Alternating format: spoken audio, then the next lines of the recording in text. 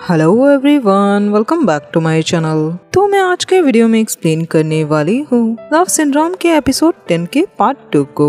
और अगर आप लोग मेरे इस चैनल पे न्यू हैं तो प्लीज मेरे इस चैनल को सब्सक्राइब कर लीजिए ताकि आने वाली कोई भी वीडियो आप लोगों से मिस ना हो। और अब बिना देर किए आज के वीडियो को शुरू करते हैं। एपिसोड में आगे दिखाया जाता है कि उस आदमी को वहाँ से भगाने के बाद डे अपने ऑफिस में जाता है जहाँ एड पहले से बैठा होता है। वो डे से उस आदमी के बारे में पूछने लगता है कि वो कस्टमर कहाँ गया। डे उसे कहता है कि वो चला गया और वो गलती से यहाँ पर आ गया था। तभी वहाँ पे उनका एक मैकेनिक आता है और वो इससे कहता है कि क्या वो अपने दोस्त से मिला।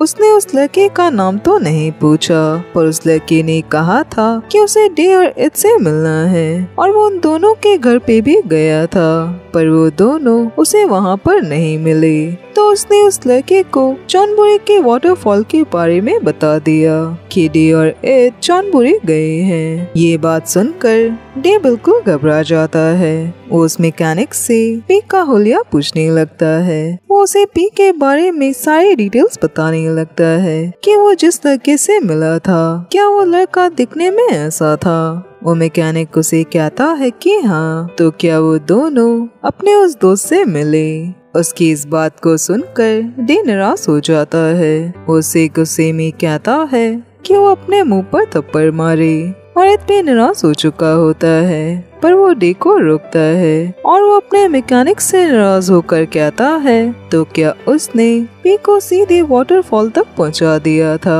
वो लड़का पी का नाम सुनकर डर जाता है और उनसे कहता है कि क्या ये वही लड़का था जिसने उन लोगों पे गोली चलाई थी। इद उसे कहता है कि हाँ और वो अब अपने मुंह पे 20 बार थप्पड़ लगाए। वो मैकेनिक कहता है कि उसे सच में पता नहीं था और उसे बहुत बड़ी गलती हो गई।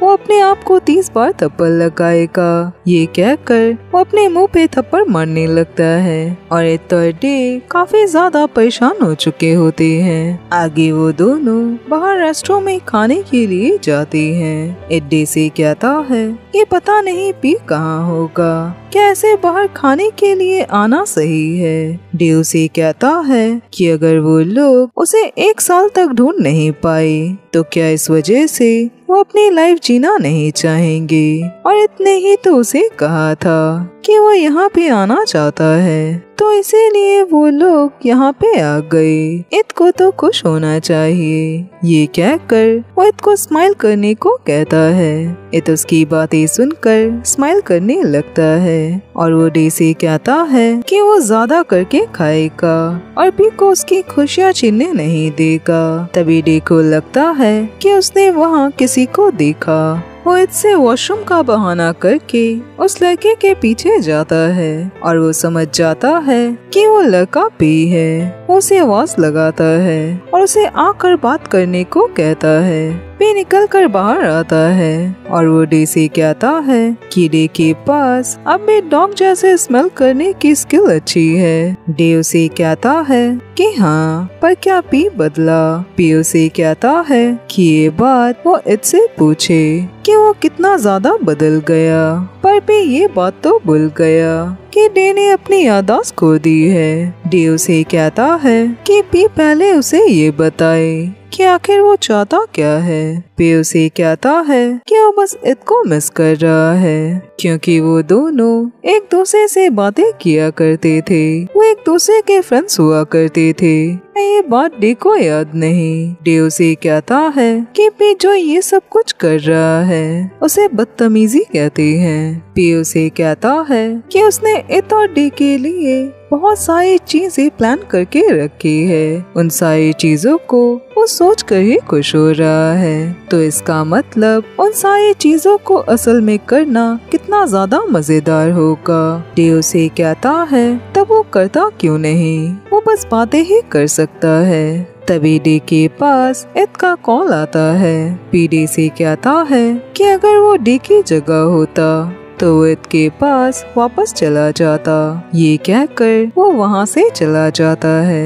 डे इत के कॉल को पिक करता है। इत उसे कहता है कि डे को क्या खाना है, क्योंकि इत खाना ऑर्डर कर रहा है। डे उसे कहता है कि डे का बॉयफ्रेंड है, तो उसे पता ही होगा कि डे को खाने में क्या पसंद है। और ये कहकर वो कॉल कट कर देता है। उसका मूड खराब होता है। वो इत के पास जाता है जहाँ इत ने उसके पसंद का खाना ऑर्डर किया होता है। डे परेशान सा होता है, पर वो स्माइल करके उसे कहता है कि इत तो डे के बारे में अच्छे से जानता है। वो इत से पूछता है कि जब उसे पी ने किडनैप किया था, ये सब आखिर कैसे हुआ था। उसे नहीं लगता कि इत इतना ज्यादा कमजोर है। इत उसे कहता है कि डे इत की कमजोरी जानता है। पी ने इत के साथ डे को यूज किया। उसने इत से ये कहा कि उसने डे को किडनैप कर लिया है, और इत इतना ज्यादा स्टूपिड था कि वो पी की इन सारी बातों में भी आ गया। वो वहाँ उसके पास चला गया और आखिर में डे को ही इत को बचाना पड़ा। डे स्माइल करके कहता है कि तब इत को पता नहीं था, पर अब तो उसे पता है, तो वो दोबारा स्टूपिड ना बने। अगर कोई भी उसे ये बात कहे कि डे मुसीबत में है, तो इत उनकी बातों में भरोसा ना करे। अगर कुछ भी बुरा हुआ तो वो सबसे पहले सेफ जगह पर भाग जाए। उसे कुछ और करने की जरूरत नहीं है। इत उसकी बातों को सीरियसली नहीं लेता, तो डे अपसेट होने लगता है। इत उसे कहता है कि अगर डे सच में मुसीबत में हो, तब इत उसे छोड़कर कहीं भी नहीं जा सकता। डे उसे कहता है कि डे के केयर करने से पहले अपनी केयर करे, और यही उन दोनों का फैसला होगा कि इत को अपने आप को बचाना है। इत उसे कहता है कि वो डे की ये बात नहीं मानेगा। डे उसे कहता है कि डे का वेट नहीं करेगा, टाइम वेस्ट नहीं करेगा। उसे उस जगह पर भागकर जाना होगा जहाँ बहुत सारे लोग होंगे। अगर उसे पी की कार दिखे तो उसे अपनी कार तेज चलानी होगी। उसकी सारी बातें सुनकर इट सैड हो जाता है। डे उसे खाना खाने को कहता है, और वो उसे कहता है कि वो उसे अपने साथ एक जगह लेकर जाना चाहता है। इत खुश होकर कहता है कि कहाँ, क्या किसी ट्रिप पे, और वो दोनों साथ में खाना खाने लगते हैं। इत डे को अपने हाथों से खिलाता है। आगे डे उसे मैक और नॉन के पास लेकर जाता है, पर इत का वहाँ जाने का मन नहीं होता। डे उसे समझाता है कि उसे अपने डर से भागना नहीं चाहिए। वो अपने डर से कब तक भागेगा, उसे अपने डर का सामना करना चाहिए। तभी हमें दिखाया जाता है कि नॉन एक रेसिंग कार के इंजन में कुछ कर रहा होता है। तभी इत उसके पास जाता है। नॉन उसे देखकर घबरा जाता है और उसे कहता है कि क्या वो ठीक है, वो यहाँ पे क्या कर रहा है, क्या उसके और डे के भी सब कुछ ठीक हो गया, क्या वो दोनों तभी यहाँ पर आए हैं। तभी वहाँ पे मैक आ जाता है और उसने रेसिंग सूट पहनी होती है। वो उन दोनों से कहता है कि दोनों कार के पास खड़े क्या कर रहे हैं। नॉन घबराया सा होता है क्योंकि उसने उस रेसिंग कार के इंजन में कुछ गड़बड़ की होती है, और जिस वजह से वो इत और मैक को देखकर इतना घबरा रहा होता है। वो मैक से कहता है कि इत को कार्स बहुत पसंद है, तो वो बस इस कार को करीब से देखना चाहता था। मैक उसकी बातों का कुछ भी जवाब नहीं देता और वो उन्हें हटाकर कार में बैठने जाता है। इत मैक से कहता है कि क्या वो इस कार के इंजन चेक नहीं करेगा। उसकी बात सुनकर मैक ऐसा करने जाता है, पर नॉन उसे कहता है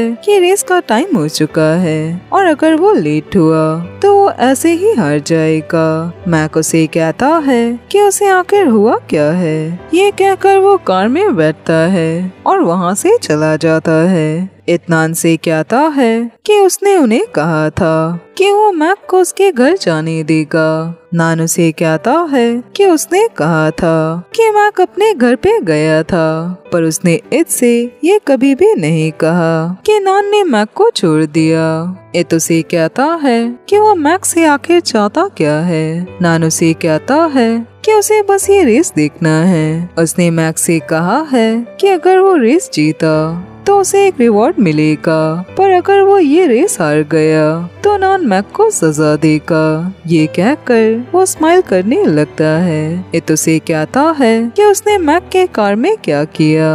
नान उसे कहता है कि वो बस इतना चाहता है कि रिजल्ट नान के हिसाब से हो। ये तो उसे कहता है और अगर मैक को कुछ हो गया तो फिर क्या होगा अगर उसका एक्सीडेंट हुआ। नान उसकी बात सुनकर कुछ भी नहीं कहता, वो चुप हो जाता है। आगे दिखाया जाता है कि रेस शुरू होने वाली होती है और नान, डे और एथ बाकी सारे लोगों के साथ वहाँ पे होते हैं। वो सारे लोग रेस देख रहे होते हैं और एथ की हालत रेस की वजह से खराब होने लगती है। डे उसे कहता है कि अगर उसे कोई भी प्रॉब्लम हो तो वो डे को बता सकता है। वो दोनों वापस चले जाएंगे। डे नान से कहता है कि मैक जिस इंसान से रेस कर रहा है क्या वो इंसान प्रोफेशनल रेसर है। नान उसे कहता है कि हाँ। एथ उसे कहता है तो क्या नान ने मैक को एक प्रोफेशनल इंसान के अगेंस्ट में दे दिया।